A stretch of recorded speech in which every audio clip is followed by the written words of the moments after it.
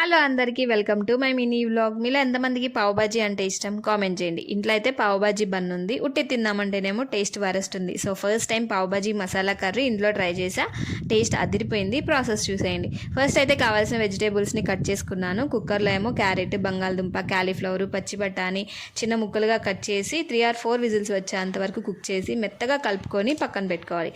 ఒక కడాయి తీసుకొని ఆయిల్ వేసి ఆనియన్, క్యాప్సికము, కరివేపాకు వేసి ఫ్రై అయ్యాక అల్లం వెల్లుల్లి పేస్ట్ కూడా వేసేసి పచ్చి వాసన పోయే వరకు ఫ్రై చేసుకొని దాంట్లోనే టమాటా ప్యూరీ వేసి సాల్ట్, ధనియాల పొడి, జీలకర్ర పొడి, పావ్ బాజీ మసాలా పొడి వేసి బాగా మిక్స్ చేసి 5 minutes తర్వాత ముందు చేసుకున్న వెజిటేబుల్ ప్యూరీ కూడా వేసి బాగా మిక్స్ చేసుకోవాలి. 2-3 minutes కుక్ అయిన తర్వాత దాంట్లోనే పసుపు, కారం సరిపోయినంత సాల్ట్ వేసి 5 minutes మంచిగా కుక్ చేసుకోవాలి, ఆయిల్ పైకి వచ్చేంత వరకు. అంతే, pav bhaji masala curry ready. Taste మాత్రం అదిరిపోయింది. మీకు వీడియో నచ్చితే మాత్రం నా ఛానల్ని సబ్స్క్రైబ్ చేసుకొని నాకు సపోర్ట్ చేయండి. బై.